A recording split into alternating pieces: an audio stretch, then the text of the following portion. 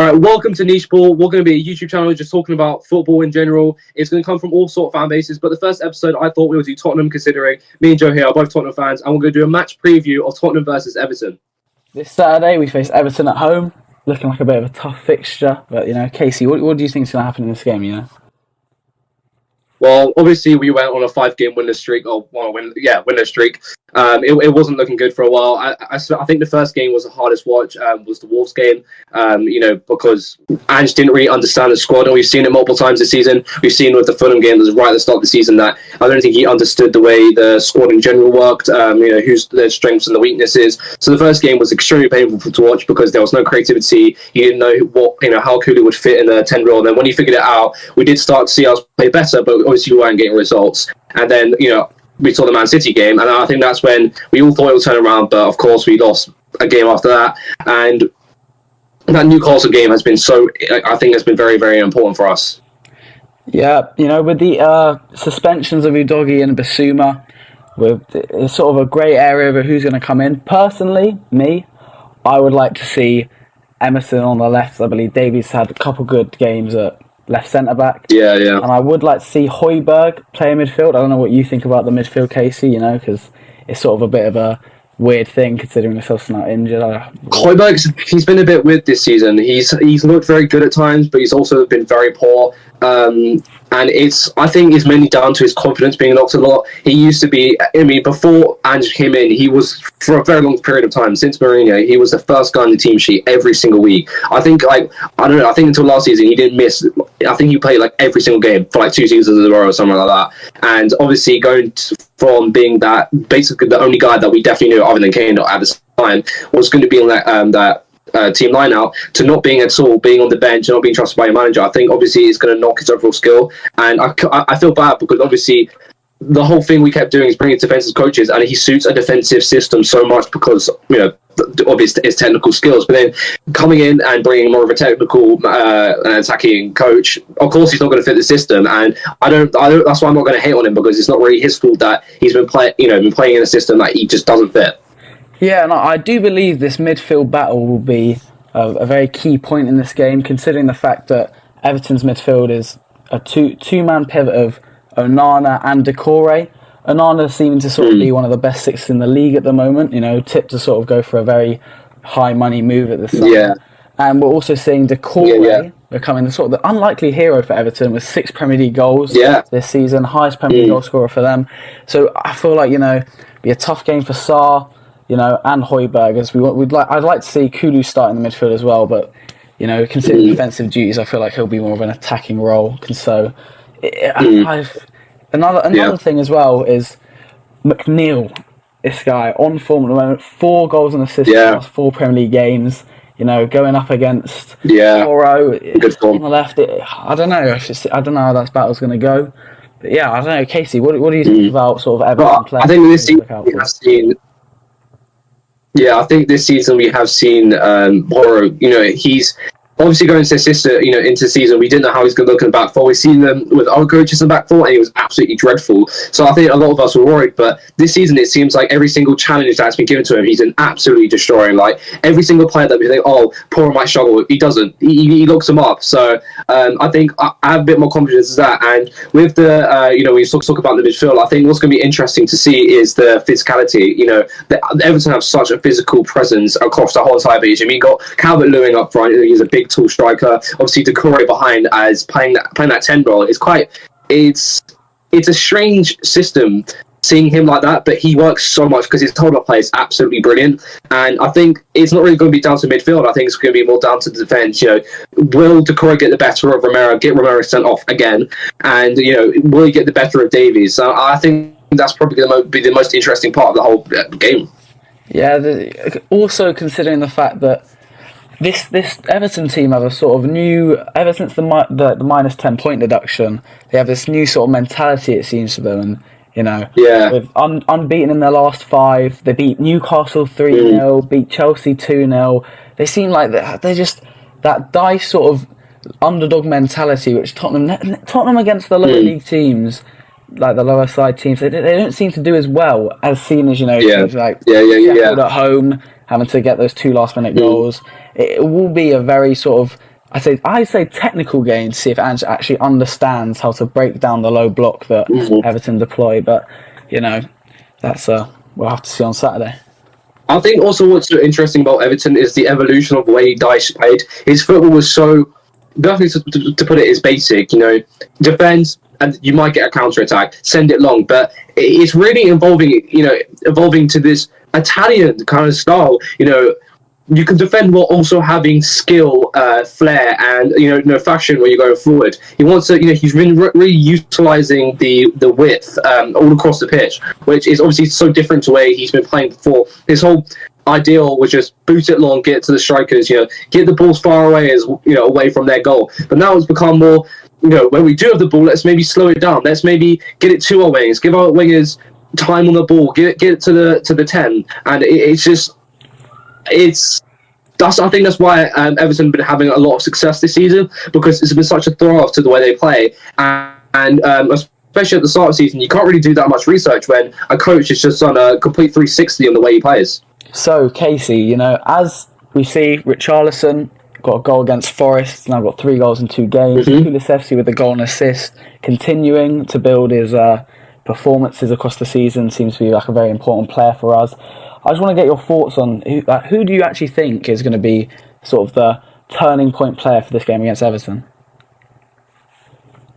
It's kind of hard to say, because I think a lot of our players have had very high highs and some low lows. You mentioned Richarlison. I think last season he got a lot of slack, which is fair enough. I mean, he was brought in such a high price and he did not deliver at all. But at the same time, I just think he's just had a really difficult time at Tottenham until these past couple of weeks. Of course, he's had so many injuries. The coach came out and just chat shit about him. That's the best way to put it, really.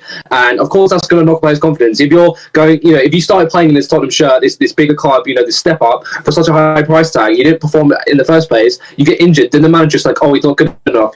It doesn't do great for a player. And I personally think it's great to see him just relish in this Tottenham shirt. Watching him in these past 2 weeks has really reminded me of the player that we actually bought. He really does give that Everton vibe. And obviously for Everton, going up against Everton, he was so clutch for them. And I like you said earlier, I think he could be clutch again.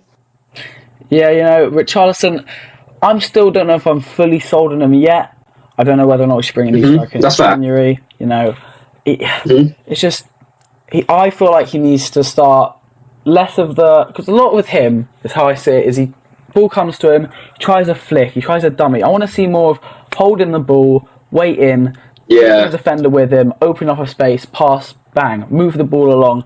But also, I would say another player who on Twitter I saw an argument between Livramento and Pedro Porro, and for me that seems like almost delusional, because I feel like Pedro Porro is I agree. This season, and he's been our most consistent player. Yeah, he's been. He's literally statistically been our most consistent player. He is yet to drop on SofaScore score. He's yet to drop it below a 7, which is absolutely insane. Like I mentioned earlier, we was going into the season not knowing the way he would fit into the system, because we know he wasn't that great defensive. Going forward, one of the best offensive right backs in the league, other than Trent. But it was just all about the defensive game, and he's really shown us that he's more than capable of playing this right back position. And in my opinion, he has been the top 2 right backs this season. Yeah, and additionally, considering Adoji's out now, I want to see how Emerson's going to do in this game, because it was quite funny in the West Ham game. I heard the commentator say that with Tottenham, you have many teams that have defensive right backs that sort of go up to attack sometimes, whereas in Tottenham it seems you have attacking right backs that sort of come back to defend sometimes. So I want to see if Emerson can really bring that output that Adoji brings to his game, because Porro, if you talk about output from a right back, I mean, you just got to look at the guy's stats since he joined us. The thing is about Emerson is, of course, like you said, we have 2 players that offer so differently. And I think what Emerson was so great at, which I really did appreciate, especially last season, is his defensive skills. He's an absolutely great defender. And of course, the reason why he looks so poor in the Conte system is because he isn't a wing back. He doesn't have the attacking abilities. He can't whip the ball in. He can't make something happen like someone like Porro. And this season, we haven't really seen like that. I feel like Ange keeps trying to put him in the inverted role, which again, other people might disagree, but I just don't think that's the way. That's not the most you get out of Emerson Royale. The best you can get out of Emerson Royale is just being a bog standard right back, just taking on his winger, winning the ball, and that's what he's so great at. I mean, we've seen so many performances for him in Tottenham shirt that he has shown that, and you know. Obviously, that's not the Ange way, but if he does end up playing that left back role, I do hope he unlocks his defensiveness a bit more. Yeah, and as you know, as we've talked enough about the team, I'd like to go through the squad update. As we know, 2 suspensions. You know, a couple of players maybe grey areas over whether or not they're going to start. Casey, I want to know, what do you think about, like, what are we saying? I think obviously what going into this game, which is not great, is that we have no options on the bench. I mean, previous to this game, we had no options anyway. It was Feliz or Skip. That was our options. We have a guy who's 19, still getting his ropes around the sport, and someone who just isn't good enough for being in the Tottenham show anymore. And the bench is going to get even more depleted. We're going to have literal children on. It's basically a school. That's going to be the bench, and if there's going to be a suspension, there's going to be an injury. That is not going to look good. We're just going to hope that they can just play until the late 80s and just. You know, it'd be nice to see Donnelly maybe, Dorrington to come on, and Donnelly to get more minutes in the Tottenham shirt at a senior level, but we don't want anyone getting injured. We really can't afford it right now. But I guess the only good thing is Van der Ven and Madison are doing great right now. It's looking like they're probably going to be back a lot sooner than we thought. But still, we just need to hold out until then, basically, or at least until we make signings. Of course, January is right around the corner. Yeah, thankfully, Johnson's injury, which saw him have an early exit against Nottingham Forest, he's fine apparently. Yeah, I forgot about that one actually. So, you know, we're not an attacker down on that front. We can continue with the same front three we have. In January, you know, we're hearing names like Todibo, you know, sort of centre-back defensive roles. But I would like to see... Jimenez as well. Yeah, I would like to see Tottenham go for attacker. I think it's with Jimenez. Yeah, we 100% need it. Jota. I mean, I can't even predict the lineup right now because, Kudu's probably going to go up top, and then who fills the 10 role? You know, we don't really have those options. What I see, probably most likely Hill's going to play, which, in my opinion, it's not... I don't really like Hill. He's not suited to the Premier League. I've watched him a couple of times in the Europa League and for Sevilla, and he looked good. He looks good in the Liga, but he's just not strong enough. And what's so frustrating about him is that we keep saying that he needs to bulk up. He's been here at Tottenham for 2 or 3 years now. Like, he should have bulked up by now, but he hasn't, and that's why I just don't think he's cut to be a Tottenham player. Yeah, and with that, through all of our analysis so far, I'd also like to go on to the predictions. For me, it's going to be a tough fixture. I will say a 2-1 win for Tottenham, even though I sort of see it going either way. I do believe 100%. We have a hand on them. I feel like we will probably concede early, but I feel like we concede early, they sit back, we can get a couple goals in them. The home atmosphere might kick up a bit, and I think we'll see it through. You know, I'm hoping. I believe that Richarlison will score, and I feel like Johnson has a goal coming in him. You know, he has had good performances so far, but I feel like I'm ready to see a bit more from him on the attacking output front. What about you, Casey?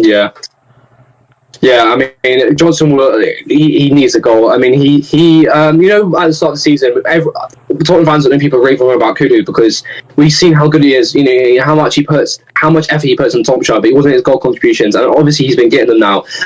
And I can tell you now that's going to happen to Johnson, but we don't know if he's going to be fit or not. To be honest, I'm not too sure on him. If he does play, 100% I'd love to see him get a goal. But my prediction, it's going to sound crazy, right? But I'm going to say a 3-2. I think they're going to get an early lead, like you said. They're going to score again at the start of the second half, and we're going to get 3 straight after that. I think they're going to score start of the second half, but we're going to score straight after that, and I think we're going to turn up a peg and be like, we can't keep afford to, losing games. We need to show the fight in us. Like we've seen a couple times in the Ange team, and we know they definitely have it in them. But I think this is going to be a really, really promising and just a great watch. Well, there you go then. 5-goal thriller potentially from Casey's prediction. Yeah. Well, I'd like to say thank you for everyone for watching the video. I hope you enjoyed first. Many more to come. The analysis will continue. Yep. We will do a review of the match after the game. But everyone enjoy the game 100%. And have a good weekend.